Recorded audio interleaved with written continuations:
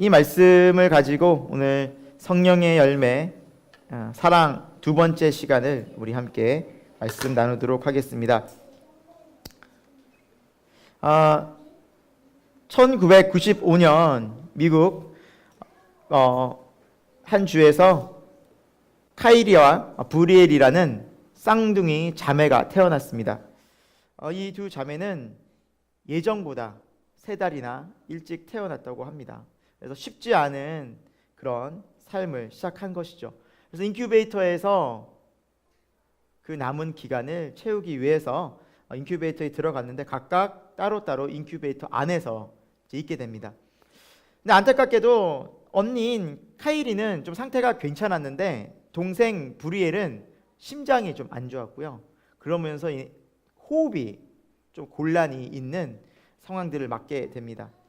상태가 점점 더 안 좋아지게 되면서 간호사와 의사 선생님은 중요한 결단을 내리게 됩니다. 이 상태로 있다가는 아이가 생명이 위독해질 수도 있기 때문에 어떻게 할까를 고민하게 되죠. 그때 한 간호사가 이런 이야기를 합니다. 선생님, 유럽에서도 이 쌍둥이 같은 경우에 한 인큐베이터에서 함께 자라면서 좋은 또 결과를 맞는 사례들이 있었습니다. 우리도 한번 그것을 시도해보면 어떨까요? 이런 이야기를 건네게 되는데요. 의사 선생님도 그것은 알고 있었지만 함께 넣었을 때 또 우려스러운 상황은 첫째도 안 좋아질 수 있고 위험해질 수도 있고, 그리고 병원 법규상 그것이 안 되었습니다. 규례상 그것이 불법이었습니다. 같은 인큐베이터 안에 아이를 넣을 수 없었습니다. 하지만 상황이 워낙 또 심각한 위기 상황인지라 부모님의 동의를 얻고요, 한 인큐베이터 안에 두 쌍둥이를 넣었습니다. 그러자 이런 일이 벌어졌습니다. 언니가 동생을 껴안은 겁니다. 참 놀라운 일은 그 다음에 벌어졌습니다. 동생을 껴안자마자 동생의 심장 맥박수가 정상으로 돌아오기 시작했다는 겁니다. 안정을 찾기 시작했죠. 호흡이 곤란했었는데 그 호흡이 정상으로 돌아오기 시작하면서 정말 위급한 상황에서 이 동생이 서서히 회복하게 되었다는 것입니다. 그래서 이 아이들이 건강하게 잘 회복되고 기적적으로 다시 살아났다고 합니다. 지금 많이 컸겠죠. 20살이 넘은 두 쌍둥이 자매가 됐을 텐데 이 일을 통해서 참 우리 인간에게 사랑의 힘이 얼마나 위대한가, 이 사랑이 얼마나 큰 힘을 갖고 있는가를 다시 한번 생각하게 됩니다. 큰 것 아니었습니다. 그냥 안아주는 것이었고요, 품어주는 것이었고요, 따뜻한 체온이 전달되는, 어떻게 보면은 이 아이들이 뭘 알겠습니까? 그 사랑이 전달되는 거였는데 이 사랑을 통해서 죽어가는 동생이 살아났다는 것입니다. 여러분, 이 세상에 가장 아름다운 것이 있다면 그것은 바로 사랑입니다. 이 세상에서 하나님이 우리에게 그렇게 사랑을 주신 것은 하나님이 세상을 사랑으로 만드셨기 때문입니다.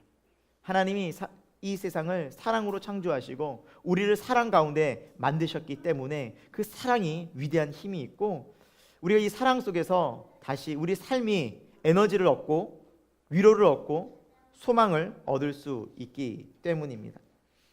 지난 시간에 이어서 성령의 열매 첫 번째 사랑에 대해서 좀 더 살펴보려고 합니다. 원래는 지난 한 주만 하려고 했는데 이 사랑을 다시 한번, 아가페 사랑을 묵상하면서 할 이야기가 너무너무 많고 한 주에 끝내기 너무나도 이 양이 너무 적을 것 같다라는 생각에서 이 아가페 사랑을 이번 한 주 더 다루려고 생각을 또 하게 되었습니다. 오늘 본문 말씀은 성령의 열매 갈라디아서 5장이지만 전체적으로 다룰 내용은 요한복음에 대한 내용을 여러분과 함께 나누려고 합니다. 배경은요, 예수님께서 이제 십자가를 지시는 그 바로 전날에 있었던 제자들의 발을 씻기시고 그리고 성찬식을 하시는 그 장면을 우리가 좀 함께 요한복음 통해서 살펴보려고 합니다. 물론 요한복음을 토대로 우리 복음서 내용을 함께 쭉 보려고 합니다. 첫 번째, 오늘 두 번째 사랑 시간에는 한결같은 사랑, 이 아가페 사랑은 한결같은 사랑이라는 것을 우리가 좀 생각해 보려고 합니다. 여러분, 교회 나오면 많은 사람들이 무슨 말을 공통적으로 하냐면 편안하다고 얘기합니다. 네. 교회 나가면 편안하대요. 좀 주위에서 그렇지 않습니까? 저도 이제 이곳에서 사람들을 만나고 직장인들을 대하면서 교회 나가본 사람들이 꽤 많이 있습니다. 근데 이렇게 얘기를 하다 보면 그런 얘기를 해요. 신앙은 없는데 교회 나가면 왠지 편안하대요. 말씀을 듣고 또 찬양을 듣고 그 속에서 이렇게 분위기가 사람의 마음을 차분하게 편안하게 만들어 준대요. 그래서 그런 느낌이 참 좋다고 하더라고요. 근데 왜 그럴까 생각해 봤어요. 왜 그럴까?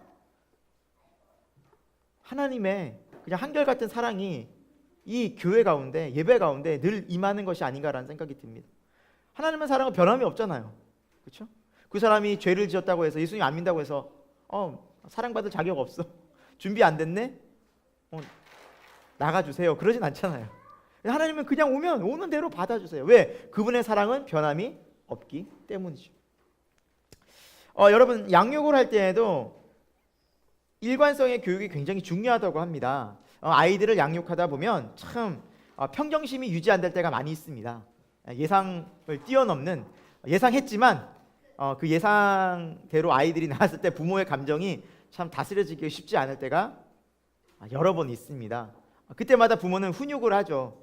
양육을 하게 되는데, 그래서 어떤 말을 할까, 어떤 행동을 할까가 굉장히 중요한데, 예를 들어서 이 아이가 잘못을 했을 때 부모가 때로는 심하게 혼을 냈다가, 어떤 때는 그냥 막 달랬다가, 어떤 때는 무관심했다가, 이렇게 같은 상황 가운데서 부모의 태도가 일관성이 없잖아요. 그러면 아이는 큰 혼란을 느끼는데 의학적으로 이런 문제가 생긴다고 합니다. 아이는 우왕좌왕하게 되고요, 분노, 불안, 장애가 찾아온다고 합니다. 그리고 아이는 점점 의사소통이 안 되고 사회적 판단력이 흐려지는 그러한 안 좋은 영향력을 받게 된다고 합니다. 어느 때? 부모의 교육이 일관성이 없을 때 아이는 혼란하다는 거죠. 마찬가지라고 생각이 드는데요, 우리가 하나님께 나갔을 때 왜 마음이 편안하고 좋은가? 하나님은요, 이렇게 변함이 없으세요. 항상 우리를 이해하세요.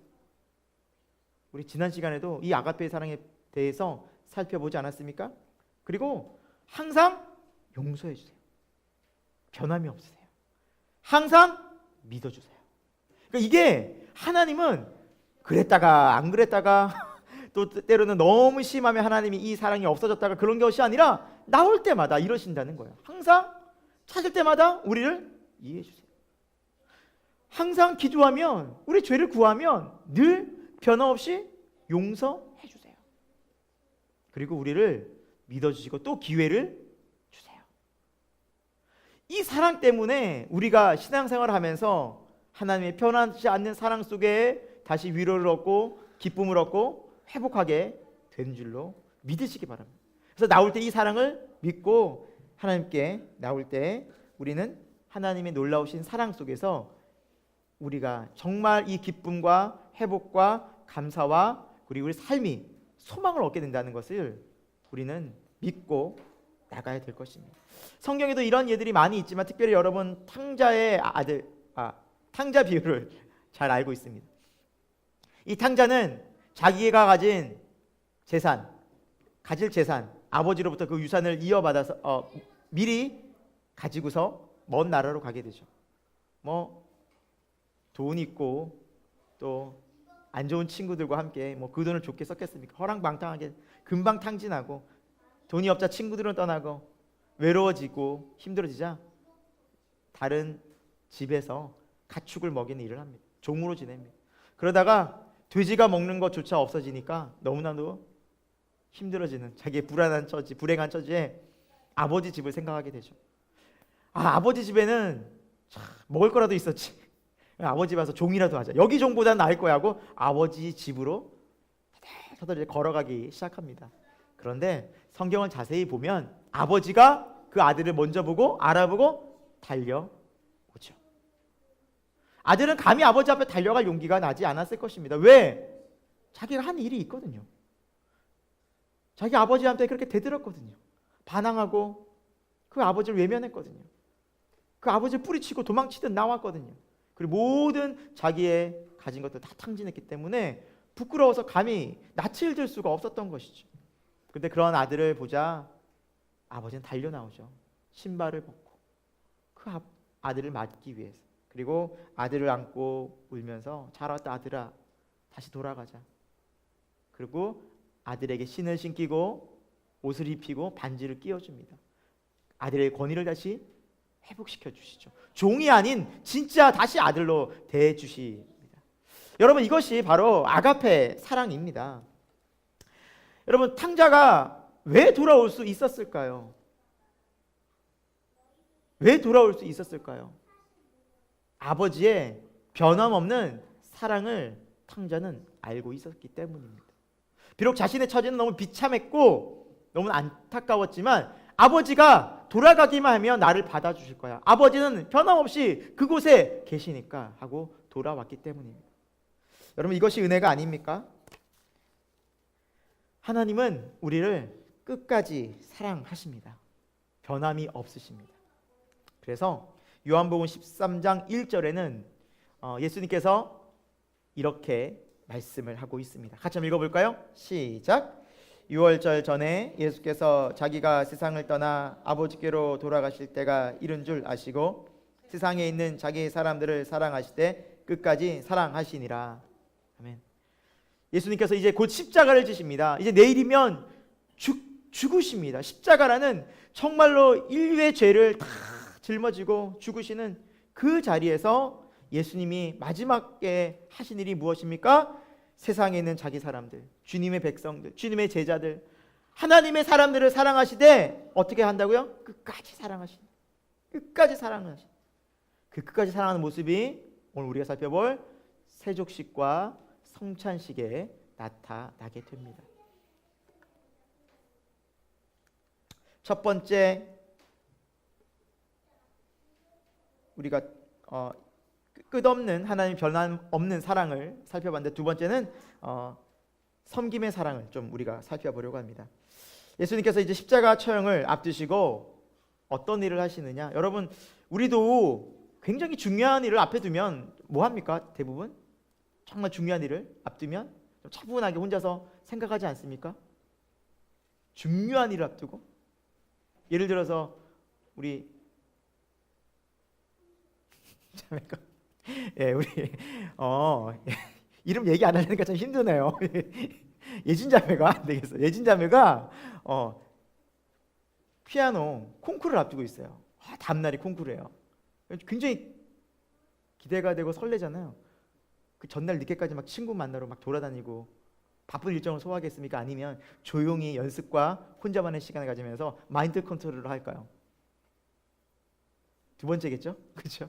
그러니까 우리가 중요한 일을 앞두고서는 사실은 혼자서 혹은 조용히 그 일에 집중하기 마련인데, 지금 예수님은 이 위대한 십자가 사건을 앞두고 제자들과 함께 시간을 보내고 있어요. 마지막까지. 그만큼 그것이 중요했다라는 거예요. 예수님께는. 그런데 그 자리에서 뭘 하셨느냐? 바로 이 일을 하셨어요. 우리 같이 4, 5절 한번 읽어볼까요? 시작.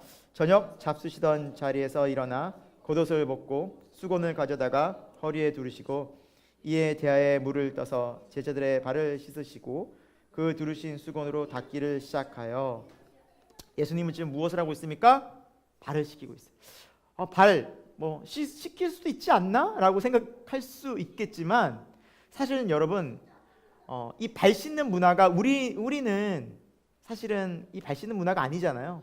자기 발은 자기가 씻든지 집에 가서 씻든지 하는 문화죠. 근데 이 팔레스타인, 이스라엘에서 발 씻는 문화가 있었는데, 예를 들어서 귀한 손님이나 높으신 분이 집에 딱 오잖아요. 그러면 발 씻을 물과 집에서 가장 낮은 종, 천한 종이 와서 친히 발을 직접 발을 이제 씻어 드리는 거예요. 그 귀한 분의 발을. 그게 문화였어요. 그런 문화가 있었어요.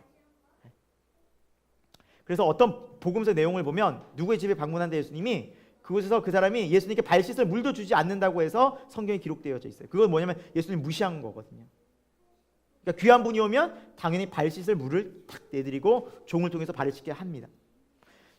그런데 이 발 씻는 것은 누가 씻기냐가 중요한데 누가 씻긴다고 했나요? 가장 낮은 종.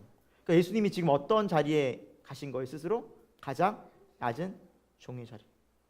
그러니까 스스로가 낮은 종의 자리에 가신 거예요. 그러니까 베드로가 그 예수님을 보고 제 발을 못 씻깁니다 한 이유가 그거예요. 그냥 단순히 발 씻기는 게 아니라 지금 예수님이 지금 천한 종이 돼서 지금 뭐 하시는 겁니까? 라고 안 됩니다. 예수님 이런 분 아니잖아요. 라고 만류한. 그래서 예수님께서 말씀하시고 베드로가 다시 예수님께 발을 내미는데 그만큼 발 씻기는 것이 쉽지 않은 상황이었습니다. 예수님 발 씻기. 그런데 여러분 요한복음에 안 나오지만 다른 복음서에는 예수님이 발 씻기던 이 밤에 무슨 일이 있었는지가 기록되어져 있는데 이런 일이 있었어요. 제가 읽어볼게요. 또 그들 사이에 그 중 누가 크냐 하는 다툼이 난지라. 앉아서 먹는 자가 크냐 섬기는 자가 크냐 앉아서 먹는 자가 아니냐 그러나 나는 섬기는 자로 너희 중에 있노라. 누가복음 22장 24절 27절. 예수님께서 잡히시던 그날 밤에 무슨 일이 있었냐면 제자들끼리 싸운 거예요. 누가 크냐. 이제 곧 예수님이 잡혀가셔. 야, 이제 예수님 잡혀가시면 로마는 끝이야. 이스라엘은 회복될 거야. 왜? 예수님이 죽은 자도 살리고 수천 수만 명이 구름대처럼 이렇게 막 끌고 다니는 그 강력한 카리스마 때문에 이제 우리는 예수님 옆에서 이렇게 따라다녔으니 한 자리씩 차지할 거야. 누가 크냐? 야, 내가 높아. 아니, 내가 더 말을 일을 많이 했어. 하면서 예수님 옆에 누가 더 높은 자리에 앉을까를 막 서로 이야기하고 있었다는 거죠. 그런데 예수님께서는 그때 말없이 세수대야에 물을 가져다가 제자들의 발을 한 명씩 씻기셨던 것입니다. 여러분, 참 제자들의 이런 모습을 예수님께서 모르신 것도 아니었는데 혼을 내야 될 상황인데 마지막에 야, 내가 3년간 너희를 이렇게 훈련했는데 이것밖에 안 되냐? 나 죽는다고 오늘 밤에 나 잡혀간다고 하면서 얘기하셔도 혼내셔도 모자랄 판에 정말로 예수님은 이해 안 되게 제자들의 발을 씻기고 있어요.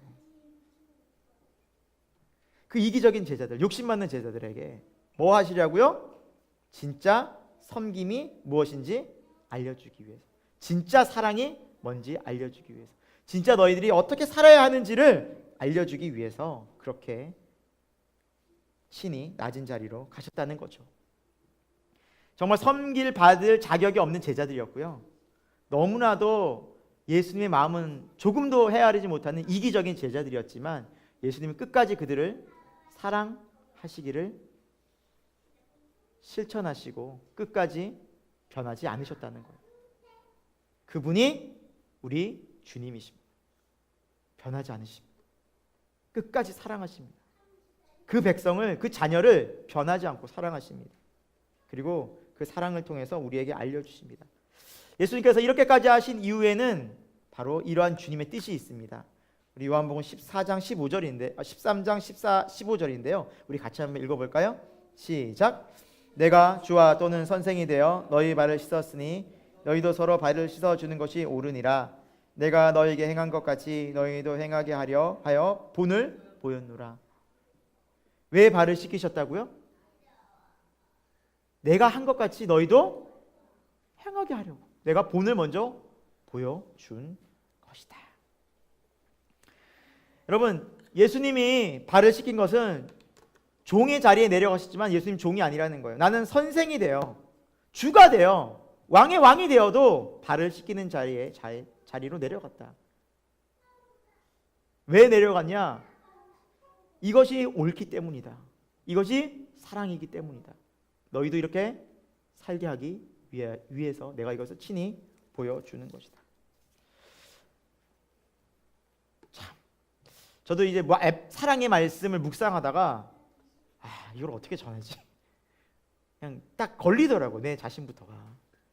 쉽지 않거든요. 상대방이 어떻게 나올지 뻔히 알고, 그리고 상대방이 안 좋은 거 뻔히 아는데 그거 알면서도 이렇게 섬길 수 있다는 것, 상대방이 날 배신하고 상대방이 나를 함부로 대할 것을 알면서도 섬긴다는 것, 이거 쉬운가요? 진짜 어려워요. 정말 어려워. 제가 그래서 되게 고민이 됐어요. 나는 그렇게 살아가나? 살기 힘들거든요, 솔직히. 너무너무 힘들거든요. 상대방이 응대해 주는 대로 응대하기는 쉬워요. 상대방이 이만큼 해줬으면 내가 이만큼 해주는 거, 난 그거 할 수 있겠어요. 그런데 상대방이 전혀 그렇게 대해주지도 않는데 내가 왜 이 사람을 섬기고 이렇게 대해야 돼? 라는 것은 너무너무 힘들 모습이에요. 정말 그렇더라고요.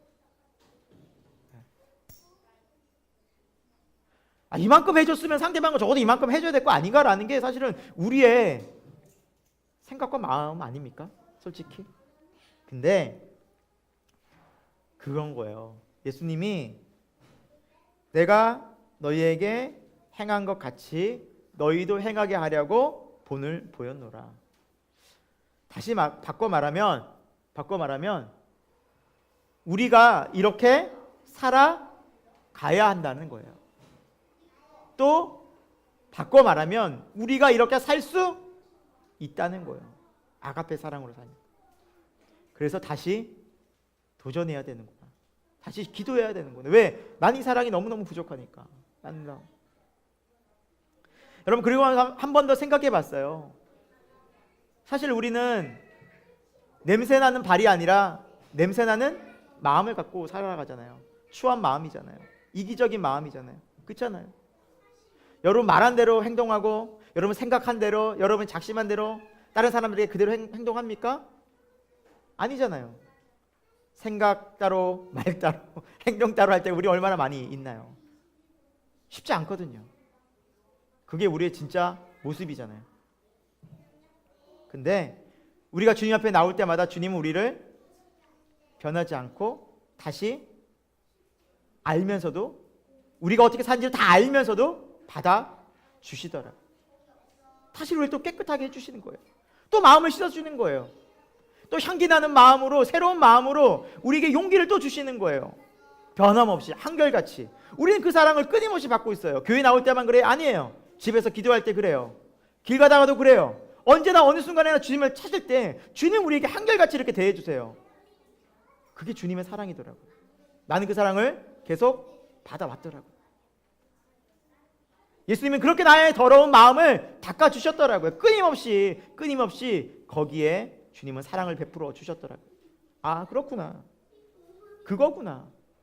내가 다른 사람을 용서하지 못한다고 생각했을 때는 정말 내가 그 사람의 안 좋은 모습, 정말 그 사람이 나를 대하는 태도, 행동들이 내게 너무 상처가 됐기 때문에 그런데 내가 주님 앞에 나갔을 때 주님이 나를 계속해서 끊임없이 용서하고 받아주는 그 마음을 생각하니까 난 이렇게 살아야 되는구나. 라는 생각밖에 들지 않더라고요. 사랑하는 우리 새생명교회 공동체 여러분, 아가페의 사랑은 차별하지 않는 사랑입니다. 저 사람이 나를 배신하고 나를 떠나고 저 사람이 나에게 함부로 했다고 해서 사랑을 베풀지 말아야지, 그렇게 사람을 차별해서 응대하는 사랑이 아니더라고요. 다 알고도 그냥 섬겨주는 거더라고요. 다 알고도.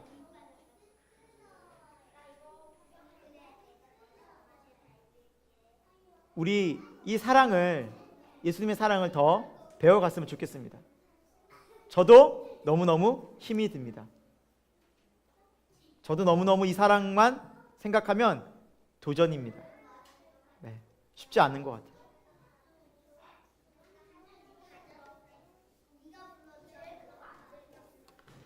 우리 세 번째로 아가페의 사랑은 희생적인 사랑입니다. 세족식이 끝나고 예수님은 성찬의 자리를, 식사의 자리를 마련해 주십니다. 여러분, 그런데 참 이 성찬의 자리를 예수님께서는 정말 뭔가 특별한 식사로 준비한 것이 아니라 포도주와 떡은 유대인들이 자주 먹던 것이었습니다. 그리고 특별히 그날은 유월절 절기였기 때문에 그 떡에 누룩을 넣지 않은 떡, 딱딱한 떡을 먹었을 뿐이지 이 떡과 포도주는 유대인들에게 늘 자주 접하던 식사였습니다. 그러니까 뭐 특별한 식사를 준비한 것이 아니라 늘 먹던 저녁이었고, 특별히 그날은 유월절이었기 때문에 누룩을 넣지 않은 딱딱한 떡을 드셨을 뿐이고 포도주는 늘 유대인들이 먹던 음료의 개념이라고 생각하시면 됩니다. 예수님께서 술 드셨으니까 나도 술 먹으면 되겠네 저렇게 생각하시는 분이 많이 있습니다. 뭐 가나의 포도잔치도 그렇고요. 잔치도 뭐 포도주 많이 마셨잖아요. 근데 여러분 우리가 조금은 이해를 해줘야 되는 게 뭐냐면 팔레스타인 그 유대인 지역은요 물에 석회질이 아주 많다고 합니다. 석회질. 그러니까 그 물을 많이 먹게 되면 몸에 석회가 쌓이는 거예요. 그래서 사람들은 포도를 재배한 거예요. 포도즙을 짜서 포도주를 또 포도즙을 많이 마셨대요. 그게 훨씬 더 몸에 건강하고 유익하니까. 그렇기 때문에 이 사람들은 포도주를 먹은 것이지 또 음료의 개념이 더 강했던 것이지 우리처럼 뭐 정수기가 있고 깨끗하고 시원한 물이 있다면 그거 마셨겠죠. 많이들. 그래서 포도주와 떡을 떼시면서 예수님은 그날 마지막 식사를 만찬을 가지고 계셨습니다. 그래서 제자들과 함께 떡을 떼어 감사기도 하시고 떼어 그들에게 주시며 이르시되 이것은 너희를 위하여 주는 내 몸이라 너희가 이를 행하여 나를 기념하라 하시고 또 저녁 먹은 후에 잔도 그와 같이 하여 이르시되 이 잔은 내 피로 세운 새 언약이니 곧 너희를 위하여 붓는 것이다. 누가복음 22장 19, 20절에 말씀하십니다. 자, 떡을 떼어서 주시면서 이것을 주님의 몸이라 포도주를 따라 주시면서 이것은 너희를 위하여 내 흘리는 피니라 성찬식을 우리가 떠올려 볼 수 있는데요. 여러분 예수님께서 왜 이렇게 귀한 시간에 마지막 시간에 떡과 포도주를 제자들에게 주셨을까요? 이제 곧 죽으시는 예수님을 잊지 말라고 그 소중한 예수님의 하나님의 사랑을 기억하라고 이 자리를 마련해 주신 거였습니다. 예수님은 우리에게 몸을 주셨습니다. 진짜 몸을 주셨습니다. 그분의 몸은 우리 죄를 대신해서 하나님의 심판을 받으셨는데 십자가의 자리로 나가신 것이었습니다. 여러분 십자가의 자리는 단순히 십자가에 매달리는 것이 아닙니다. 십자가 형벌은 이미 십자가에 매달리기 전에 심한 매를 맞습니다. 그리고 채찍을 맞으셨습니다. 그래서 이미 예수님은 십자가를 지기도 전에 온 몸에 살점이 다 뜯겨 나가셨고 그 피가 살 위로 다시 흐르고 굳고 흐르고 굳어서 이게 피인지 살인지가 구분이 안 되는 상태였습니다. 그래서 예수님은 33살에 건장한 청년이셨지만 십자가를 지고 골고다 언덕에 올라가시면서 쓰러지신 이유가 이미 매질과 채찍에 맞으셔서 몸이 만신창이가 되신 상태였습니다. 몸이 걸으실 수 없는 상태였습니다. 그 상태였기 때문에 쓰러지신 것입니다. 그래서 구레네 시몬이라는 사람이 예수님이 십자가를 지고 대신 골고다에 오른 이유가 이미 예수님은 너무나 많은 상처로 몸의 아픔을 이미 다 피를 쏟으셔서 그렇게 힘드셨던 상태였던 것이죠. 예수님 십자가에 못 박히셔서 손과 발에 그리고 마지막에 옆구리에 창까지 찔리시면서 몸에 남은 모든 물과 피를 다 쏟아내셨습니다. 정말 예수님 말씀처럼 이것은 너를 위하여 주는 내 몸이라 이것은 너를 위하여 흘리는 내 피니라 이것을 행하여 나를 기념하라 나를 기억하라. 예수님은 마지막 순간까지 제자들을 사랑하셨지만 제자들은 그 순간에 예수님 십자가 못 박히실 때에 다 도망가고 없었습니다. 특히 베드로는 예수님을 3번 부인했고 가룟 유다는 예수님을 은 30에 팔아버리고 예수님이 그렇게 마지막까지 성만찬과 세족식을 통해서 끊임없이 다 사랑을 베풀어 주셨지만 그 사랑의 결과는 다 도망가고 배신하는 거였습니다. 그런데도 예수님은 그들을 그렇게 사랑하셨습니다. 너희를 위하여 내 주는 몸이다. 너를 위하여 흘리는 내 피다. 참 우리도 어떻게 보면 제자들과 별반 다를 바 없는 삶을 살아가고 있는 것 같습니다. 우리도 예수님 앞에 얼마나 많은 공수표를 날립니까? 예수님 이렇게 살겠어요. 예수님 앞으로 이렇게 결단합니다. 얼마나 많이 어깁니까 또. 우리도 용기 있게 세상을 살아보려고 하지만 때로는 내가 예수 그리스도를 믿는 것, 그리스도인이라는 것조차도 사람들 앞에서 당당히 드러내기 힘들어할 때도 있습니다. 우리 그렇게 살아갑니다. 근데 예수님 어때요? 성찬식을 통해서 또 다시 주님은 우리 말씀 가운데 우리를 또 부르십니다. 내가 너희를 이만큼 사랑해. 난 너희를 믿어. 내가 너희를 이렇게 사랑하는 것을 기억했으면 좋겠다. 또 말씀하십니다. 끊임없이 말씀하십니다. 우리가 매달마다 성찬식 할 때 계속해서 우리는 기억해야 될 것입니다. 주님은 나를 이렇게 사랑하시는 거야. 여러분, 성찬의 자리는 그래서 차별이 없는 하나님의 사랑이며 사랑과 은혜로 끊임없이 초청하시는 자리라는 것을 우리가 잊지 않았으면 좋겠습니다. 내가 어떻게 살았든 내가 지금 어떻게 살아가고 있든 주님은 다시 우리에게 뭘 주세요? 기회를 주세요. 사랑을 베풀어 주세요. 이 예배 자리도 마찬가지예요. 이 예배 자리도 주님은 그런 사랑과 은혜로 우리를 부르셨다는 것을, 초청하셨다는 것을 우리가 잊지 않았으면 좋겠습니다. 그래서 가톨릭에서는 매주마다 성찬식을 합니다. 매주마다, 매 예배 때마다, 모일 때마다 합니다. 사실은 초대교회 역사를 보면 모일 때마다 성찬식을 했습니다. 그 이유가 무엇인지 아십니까? 바로 이것 때문에 그렇습니다. 차별이 없고 끊임없이 우리를 부르시는 주님의 부르심, 주님의 사랑을 뭐하라고? 기억하라고. 이걸 행하여 나를 기억하라. Remember me. 나를 잊지 말아라. 내가 너를 얼마나 사랑하는지를 절대 잊지 말아라.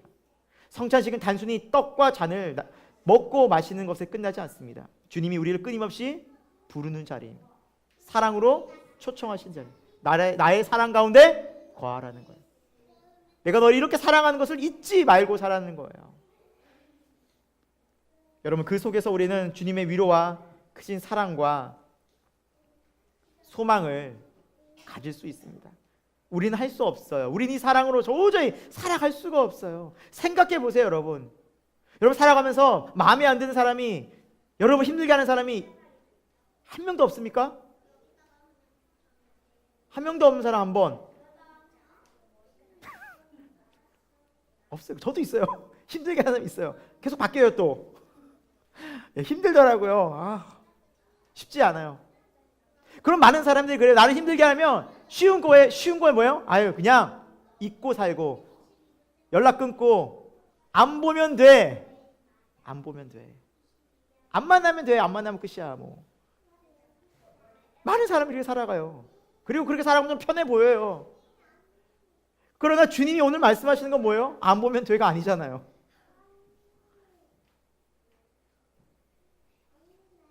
주님은 우리를 이렇게 사랑해 주셨습니다. 주님과 우리의 관계는 로마서 5장 8절에 이렇게 말씀하십니다. 우리가 아직 죄인 되었을 때 그리스도께서 우리를 위하여 죽으심으로 하나님께서 우리에 대한 자기의 사랑을 확증하셨느니라. 하나님이 우리를 사랑하셨을 때 그 사랑은 우리와 하나님과의 관계는 죄인이에요. 죄인. 그러니까 하나님을 대적하고 하나님께 등 돌리고 하나님 말씀을 무시하고 그리고 하나님의 마음을 아프게 한 그런 죄인이었다고요. 근데 하나님은 포기하지 않으셨다고요. 그런 사랑을 우리는 믿고 받았고 알고 있잖아요. 그럼 우리는 어떻게 살아야 할까요? 우리 이제 이렇게 살아야 됩니다. 이 말씀을 우리가 같이 좀 보고 마무리할 텐데요. 우리는 이렇게 살아야 됩니다. 제가 이 사랑이라는 설교를 이번 시간에 준비하면서 좀 쉽지 않더라고요. 제 자신으로도 많이 도전이 됐고 저는 나름 목사로서 하나님이 저를 참 훈련시키셨다고 생각이 들었어요. 어려운 시간들, 어려운 순간들 많이 겪으면서 그리고 또 정말 이거는 뭐 제 자랑은 아니고요. 주위에서 사람들이 정말 민호 형은 정말 민호 형 마음은 정말 괜찮은 사람인 것 같아. 민호 형은 정말 괜찮은 사람. 민호 형은 인간성이 정말 좋아라는 이야기를 제 입으로 말하기 좀 그렇지만 그런 사람들 이야기를 들으면서 저도 모르게 괜찮은 사람인 줄 알았어요. 나는 괜찮다. 그런가 보다. 뭐 사람들이 이렇게 얘기 평가해 주니까. 근데 결혼을 하고 아이를 기르고 이제 더 제가 나이를 먹으면서 사람들을 만나다 보니까 그게 아니라는 걸 뼈저리게 알게 됐어요. 너무 사랑이 없어요. 너무 사랑이 없었어요. 그 사랑을 배워간다라는 생각이 요즘 참 많이 들어요. 알아간다라는 생각이 많이 들어요. 여러분, 세상은 사랑이 너무너무 필요합니다. 너무 중요합니다. 이 사랑이 없으면 우리는 마음이 메마르고 강팍해지고 절대 우리도 행복하게 기쁘게 살아갈 수 없습니다. 다시 한번 우리 이 말씀을 읽으면서 우리 마음에 사랑이 얼마나 중요한지 생각하면서 이 요한복음 13장 34절 35절 말씀을 좀 읽도록 하겠습니다. 같이 읽겠습니다. 새 계명을 너에게 주노니 서로 사랑하라. 내가 너희를 사랑한 것 같이 너희도 서로 사랑하라. 너희가 서로 사랑하면 이로써 모든 사람이 너희가 내 제자인 줄 알리라. 아멘. 새 계명을 너에게 주노니. 수많은 계명이 있잖아요. 율법들이 있잖아요. 613개 율법이 있고 너무나 많은 것들이 있었잖아요. 근데 뭘 또 더 계명이 필요합니까? 무슨 계명이 또 필요합니까? 여기서 새로운 계명은 진짜 본질되는 계명, 정말 가장 중요한 계명이 이것이라는 거예요. 여기서 새롭다는 것은 진짜 중요하다는 거예요. 어떤 수많은 계명이 어떤 삶의 우리 방식이 있더라도 이것이 없으면 안 된다는 거예요. 그런 의미에서 새 계명이에요. 새 계명을 너에게 준다. 서로 사랑하라. 내가 너희를 사랑한 것 같이 너희도 서로 사랑하라. 너희가 서로 사랑할 때에 모든 사람이 너희가 내 제자인 줄 알리라. 사랑은 선택입니까? 의무입니까? 이 말씀을 딱 보면 사랑은 사랑해도 되고 안 해도 되는구나 라고 느껴지십니까? 아니면 꼭 사랑을 해야겠구나, 사랑은 꼭 해야 되는 것이구나 라는 걸 느껴지십니까? 네, 의무입니다. 이게 선택이 아닙니다. 너무 힘들어서 제가 다음에 하죠. 그렇게 할 수 없는 겁니다. 오늘 이 시간, 이 순간 주님의 말씀을 믿고 믿음 생활하려고 살아가려고 하는 모든 사람들에게 예수님은 말씀하십니다. 사랑하라는 거예요. 서로 사랑하라. 왜? 내가 너를 사랑했으니까. 35절 말씀을 조금 다르게 저는 이렇게 해석해 봤습니다. 내가 나를 믿는 제자라고? 그럼 이 사랑을 하게 될 거야. 그 사랑이 제자의 열매야. 예수님께서 이렇게 말씀하신 것 같더라고요. 네가 사랑하는 그 사랑이 나의 제자됨의 열매일 거야. 그 열매를 보고 너가 제자인 줄 세상은 알 거야. 여러분, 사랑의 열매는 맺혀지고 안 맺히고의 문제가 아닙니다. 반드시 맺혀집니다. 그리고 반드시 우리는 살아야만 합니다. 비록 더디더라도, 비록 시간이 걸리더라도, 비록 너무 힘들더라도 우리가 이 사랑 앞에 겸손히 나아갔을 때 우리는 이 사랑을 배우게 될 것입니다. 여러분, 우리가 그런 얘기 참 많이 하지 않습니까? 오늘날 그리스도인이 참 많고 교회가 많지만 교회가 왜 이럴까? 그리스도인들이 왜 이렇게 이기적일까? 욕심부릴까? 다 자기중심적일까? 교회 다니는 사람들이 더해 라는 이야기를 듣지 않습니까? 뭐가 없을까요? 사랑이 없지 않을까요? 이 사랑만 있으면 오늘 예수님께서 보여주셨던 정말 섬기고 희생했던 사랑만 우리가 간직하고 그렇게 노력만 했다면, 완벽하진 않아도 그렇게 살려고 우리가 애를 쓰고 있다면 사람들이 그렇게 우리를 평가할 수 있을까요? 저는 없다고 생각합니다.